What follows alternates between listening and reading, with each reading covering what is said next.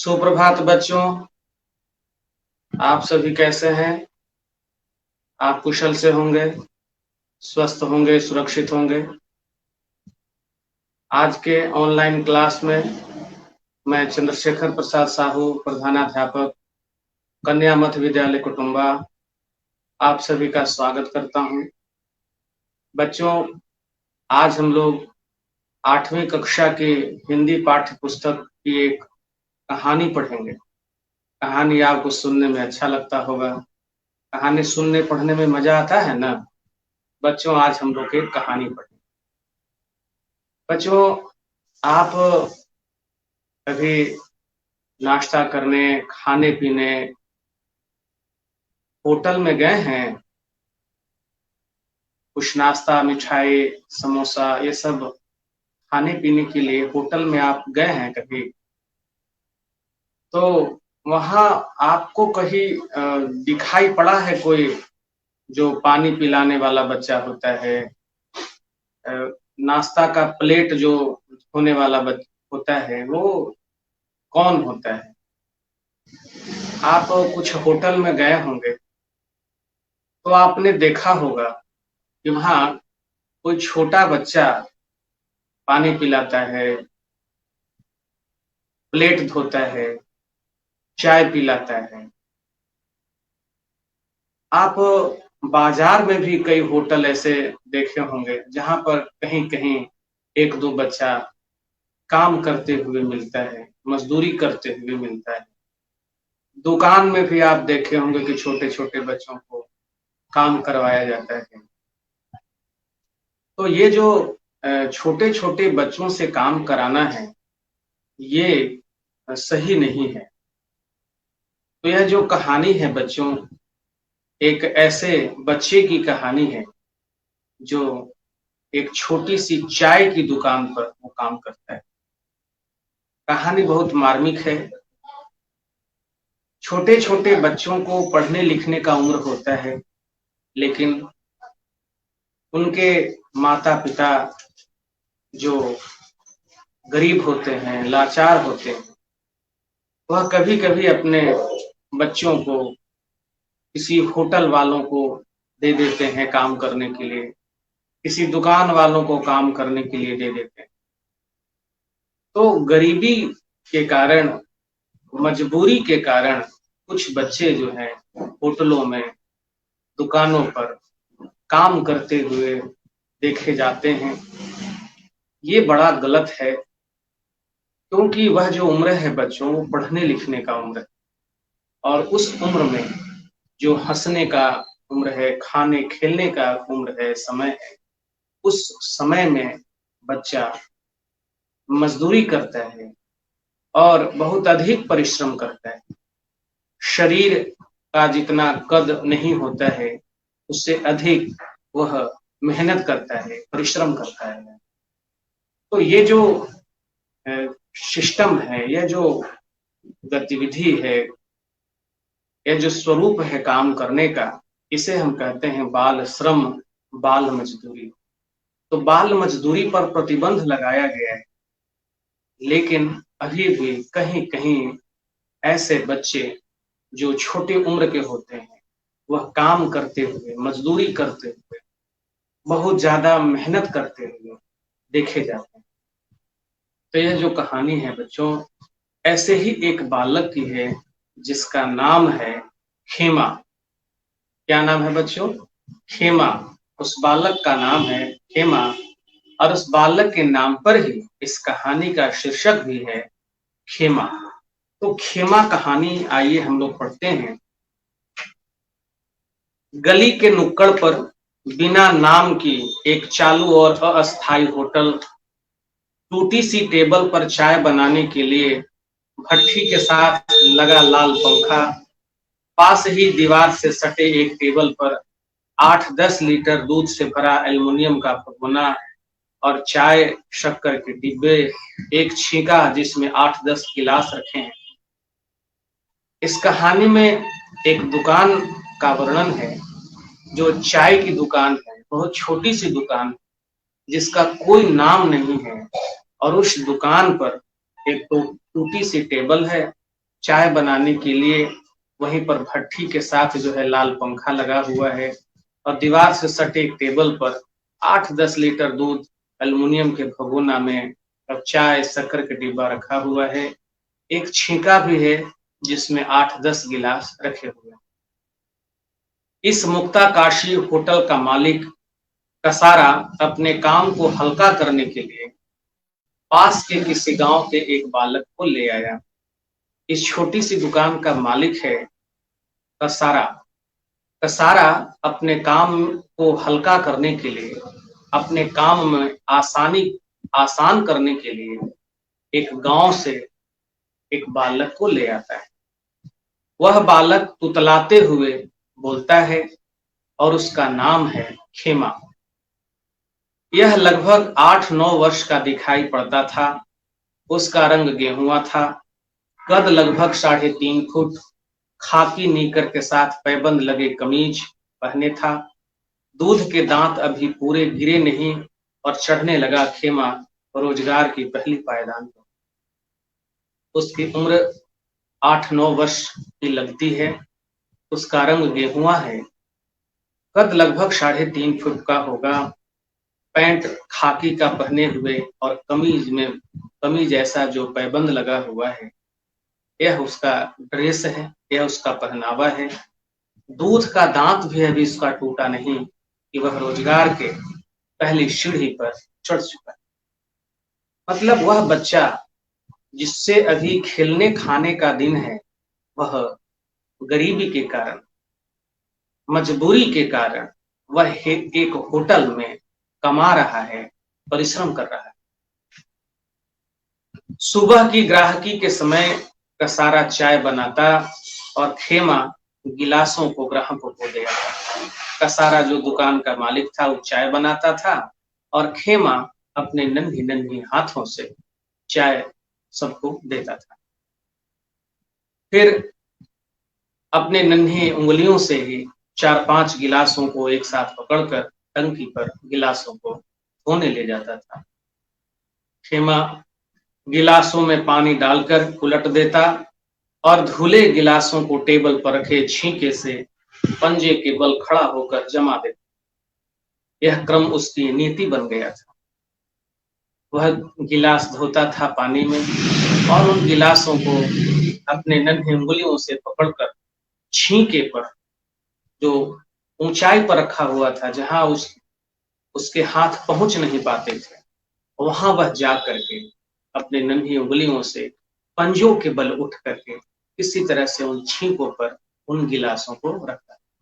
मतलब वह इतना छोटा था कि छींके तक भी उसके हाथ नहीं पहुंच पाते थे। लेकिन यही क्रम दिन भर का उसकी नियति बन गया था, भाग्य बन गया था।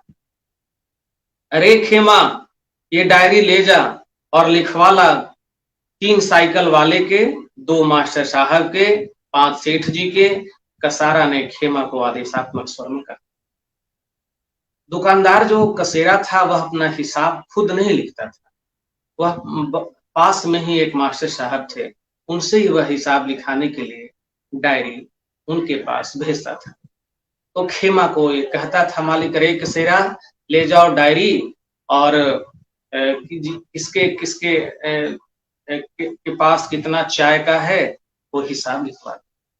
तो बता देता था कि साइकिल वाला के 3, मास्टर साहब के 2, सेठ जी के 5, ऐसा लिखवा लेता था डायरी पर। और ये काम लिखवाने वाला कौन करता था? खेमा का ही था।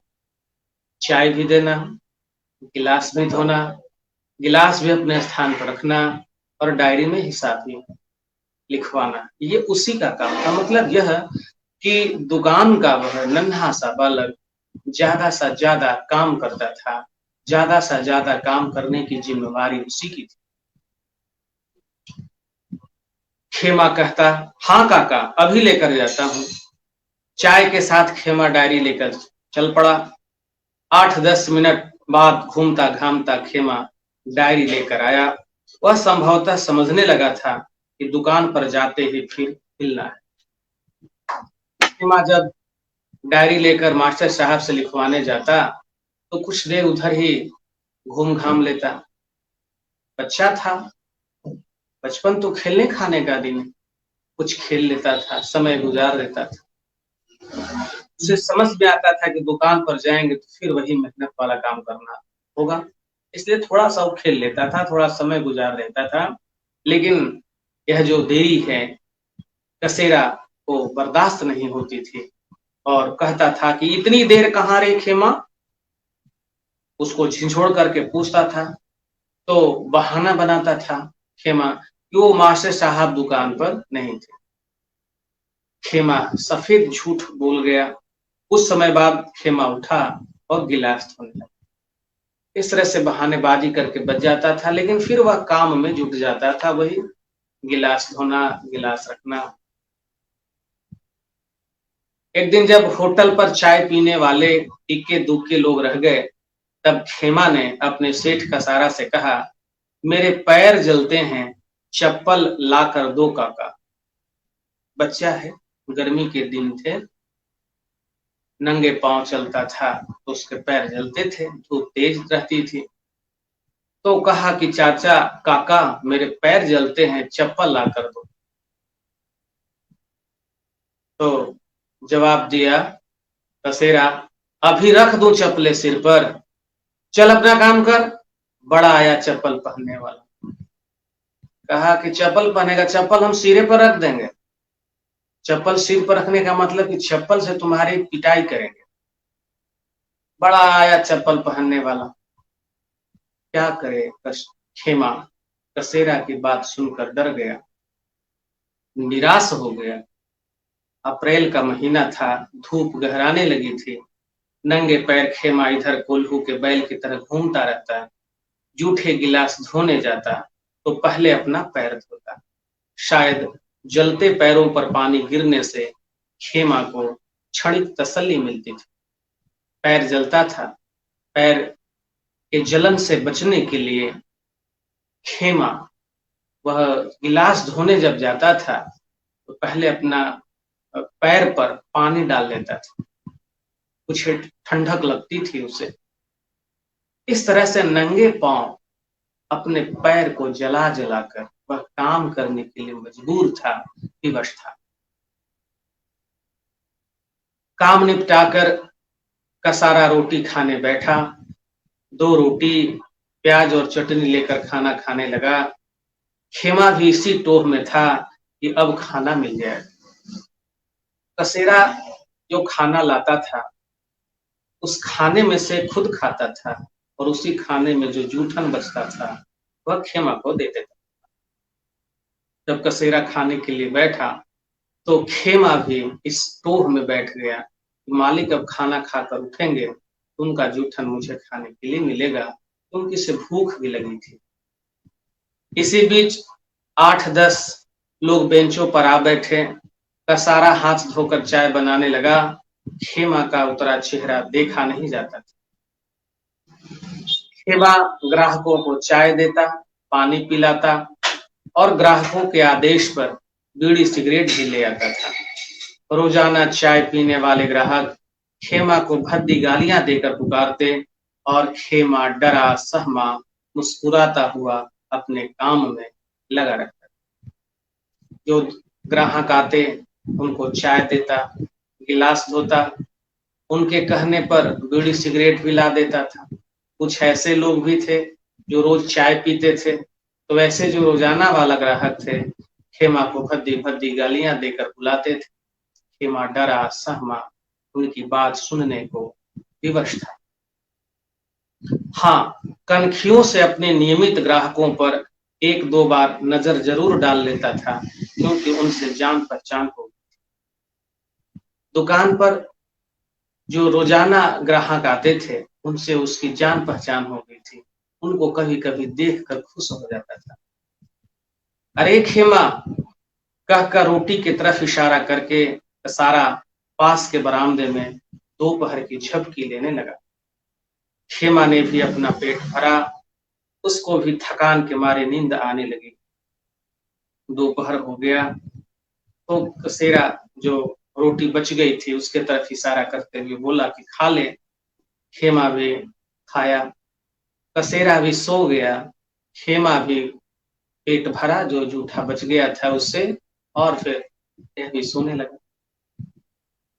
कसारा के सोते भरला खेमा कैसे आराम कर सकता था।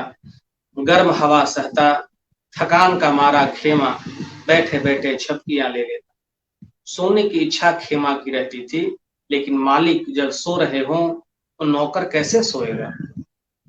उसे तो दुकान की रखवाली करनी थी, इसलिए वह बैठा रहता था, गर्म हवा को सहता था, कभी कभी बैठे ही बैठे झपकियां ले लेता था।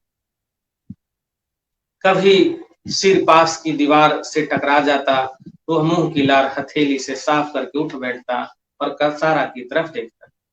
सोते सोते कभी टकरा जाती सिर तो उसकी, तो उठता और लार भी बह जाता था, उसको पोंछ करके फिर देख लेता था कि मालिक तो देखा नहीं ना है आराम करते हुए, नहीं तो फिर गाली देगा, पिटाई करेगा। होटल के पास क्लिनिक होने से सुबह शाम ज्यादा चाय बिकती थी। हर तरह की बीमारी क्लिनिक में उपचार कराने आते, दवाई लेते, चाय पीते। न जाने कितनों की बीमारी के जीवाणु खेमा के शरीर को पी देंगे। खेमा इन सब से बेखबर अपने काम में लगा रहता। खेमा को आए लगभग 2 महीने हो चुके थे। खेमा की सारी दुनिया कसारा के होटल में सिमट आई थी। दिन भर का यही था कि वह चाय देता, गिलास धोता, गिलास रखता। लोगों की भद्दी भद्दी गालियां भी सुनने को मिलता था कभी कभी उससे, लेकिन सबको सह कर चुपचाप वह 2 महीने से होटल में रह रहा था। वह होटल जो था वो क्लिनिक के पास ही था। क्लिनिक में जो लोग इलाज कराने आते थे और चाय वगैरह पीने वो आ जाते थे दुकान में, खेमा उनके संपर्क में आता था। बीमार लोग भी वहां आते थे। पता नहीं कौन कौन से बीमारी के जीवाणु खेमा के शरीर में लग गए होंगे, लेकिन इन सब से बेपरवाह वह अपने काम में जुटा रहता था। अरे खेमा, कसारा ने पंखा घुमाते हुए जोर से आवाज सुनाई, आ रहा हूं। पास के ही जनरल स्टोर पर बैठा खेमा दौड़ कर आया। कहाँ मर गया था रे? ये बर्तन के तेरा बाप धोएगा? कसारा ने आंखें निकाली। आंख निकाल कर कहा, रे कहाँ मर गया था? बर्तन तुम्हारा बाप धोएगा? कसारा के ताने सुनता खेमा बर्तन साफ करने जा बैठा। बच्चा था, इतना काम कर, कभी कभी थक जाता, कभी खेलने का मन करता, सुस्ताने का मन करता, लेकिन कसारा मालिक उसे सुस्ताने भी नहीं देता था, बैठने भी नहीं देता था। कहा कि अरे बर्तन भी बच गया है, धोया नहीं, जुट गया बर्तन धोने। अरे खेमा, पहले यहाँ के 4 चाय जनरल स्टोर पर दे आ। कसारा ने नाटकीय कोर्ट में कहा। बर्तन भी धोने के लिए कहा और फिर अब कह रहा है कि चाय भी जाके दे। तो कहा कि चाय दे आओ जनरल स्टोर पर। जा रहा हूं, खेमा ने शांत स्वर से कहा। दूसरा कहता कि भाई मैं तो काम कर रहा हूं, तो मैं कैसे चाय लेकर जाऊंगा, लेकिन वो बच्चा था, सहनशीलता उसके पास थी, मजबूरी वो सहनशील बन गया था। शाम होते होते बर्तन की सफाई भी नहीं हुई, इस कारण खेमा की पिटाई हो गई। अब काम भी करना था, चाय देना, चाय गिलास धोना और बर्तन भी धोना, इस कारण शाम में तक बर्तन साफ नहीं हुआ तो खेमा की पिटाई हो गई। कसेरा उसे पीट दिया। खेमा बाल्टी लेकर हैंडपंप पर गया और जैसे तैसे पानी को बाल्टी ले आया। बाल्टी से पानी लाता था। 9-10 साल का बच्चा बड़ा बाल्टी से पानी भला कैसे ला सकता था, लेकिन वो लाता था। संभवतः कसारा का खौफ खेमा में उत्तेजना भर देता था। खौफ से बालक स्थिर होकर बैठा रहता है, परंतु खेमा तो कसारा के खौफ के आगे मशीन की तरह दौड़ता रहता है। ऐसा देखा जाता है कि खौफ से, डर से बच्चे गुमसुम बैठे रहते हैं, चुपचाप बैठे रहते हैं, लेकिन यहाँ उल्टी स्थिति थी। यहाँ खेमा अपने मालिक कसेरा के डर से, भय से बहुत तेज से काम करता था। उसका जितना काम करने का कद नहीं था, उतना वह काम करता था। बाल्टी में पानी लाता था। उसके कद का तो था नहीं काम, लेकिन डर से, भय से वह यह काम भी करता था। मेहनत का काम ज्यादा से ज्यादा हो। रात होने से पहले खेमा ने सभी बर्तनों की सफाई कर दी। कसारा और खेमा ने खाना खाया। कुछ देर बाद दोनों अपने अपने बिस्तर पर लेट गए। कसारा जाग रहा था, परंतु खेमा को सोते ही नींद आ गई। कसारा जाग रहा था, लेकिन खेमा सो गया। अगले दिन सुबह से खेमा फिर अपने काम में लग गया। उसके लिए कुछ भी नया नहीं था। एक जैसा हर दिन काम काम, केवल काम, डांट, झुड़की, पिटाई, यह सब उसका जीवन के हिस्से बन गए थे। 2 दिन से मैं खेमा का जीवन क्रम देख रहा था। इस तरह शोषण न जाने कितने खेमा जैसे इस देश में हैं, जो बचपन में ही कच्ची टहनी से स्थूल जड़ बन जाते हैं, न जाने क्यों। जो कहानी लिखे हैं वो लेखक, वह 2 दिन से खेमा के जीवन शैली को देख रहे थे, दिनचर्या को देख रहे थे। बड़ा उन्हें पीड़ा हो रही थी मन ही मन। इतना शोषण खेमा का, पता नहीं ऐसे कितने खेमा इस देश में हैं जो कच्ची टहनी से कठोर जड़ बन गए, स्थूल जड़ बन गए। कहानी के लेखक ने जानकारी जुटाया। जानकारी करने पर पता चला कि खेमा के माता पिता ने बच्चों के भरण पोषण के दायित्व से मुक्त होने के लिए अपने 4 बेटों को इसी तरह से बेच दिया है। पता लगाया लेखक ने तो लगा कि इसके माता पिता अपने गरीबी के कारण, भरण पोषण से के दायित्व से छुटकारा पाने के कारण अब इसी तरह से 4 बेटों को बेच दिया है। खेमा भाइयों में सबसे छोटा था। लेखक ने सोचा कि खेमा को कुछ समय अपने पास रखकर स्कूल में दाखिला दिलवा दूंगा। पता किया, जब सारी घटना पता चल गई तो सोचा लेखक ने कि क्यों नहीं खेमा को यहाँ होटल से मुक्त करवाया जाए और अपने पास रखा जाए और फिर इसका दाखिला, नामांकन किसी स्कूल में करवाया जाए। कसारा चाय पत्ती शक्कर लेने बाजार गया। मुझसे रहा नहीं गया और मैंने खेमा को आवाज लगाई। खेमा टेबल पर गीला कपड़ा घुमाता छोड़ मेरे पास आ खड़ा हुआ। एक समय ऐसा हुआ कि कसारा चाय पत्ती और शक्कर लेने बाजार गया। दुकान खाली थी, मालिक नहीं था। तो लेखक ने आवाज लगाई और खेमा को बुलाया। खेमा टेबल पर जो गीला कपड़ा से पोंछ रहा था उसको छोड़ करके लेखक के पास आया। लेखक ने पूछा, क्यों खेमा, तुझे तेरे सेठ जी कितने रुपए देते हैं? पूछा कि कितना रुपया महीना में तुमको मिलता है? खेमा ने हथेलियां घुमाते हुए स्पष्ट स्वर में कहा, मैं नहीं जानता, बापू जानते हैं। बोला, मुझे नहीं पता है, पिताजी, मेरे पिताजी को पता होगा। तब लेखक ने कहा, तुम स्कूल नहीं जाते हो खेमा? तुम स्कूल नहीं जाते हो?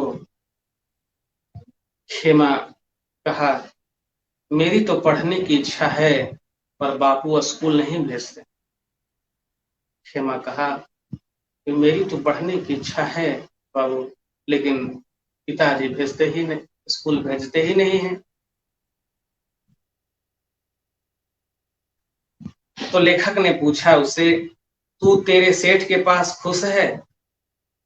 पूछा कि क्या तुम जो काम कर रहे हो उस काम से तुम खुश हो? खेमा निरुत्तर रहा, मतलब कुछ नहीं बोला। तब लेखक ने कहा, मेरे साथ चलेगा?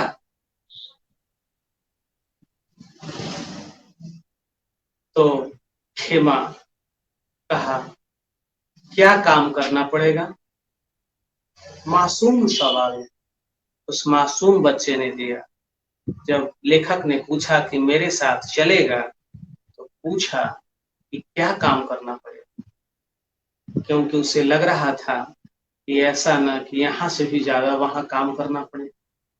कितना वो मजबूर था, कम उम्र में ही उस पर कितना शोषण और कितना अन्याय उस पर हो चुका।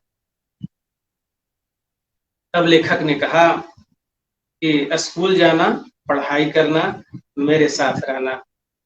लेखक ने कहा कि नहीं नहीं, काम नहीं करना है, तो मेरे साथ रहना, स्कूल जाना और पढ़ाई करना।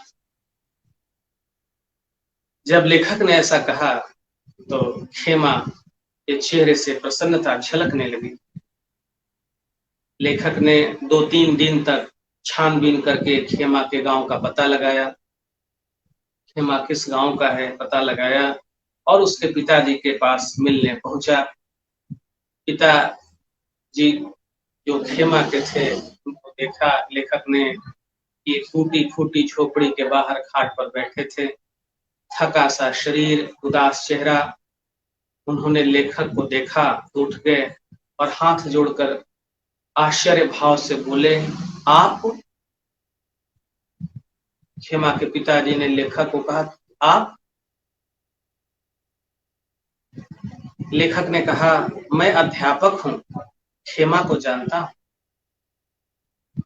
मास्टर साहब थे, बोले कि मैं अध्यापक हूं, मास्टर साहब हूं, मैं खेमा को जानता हूं।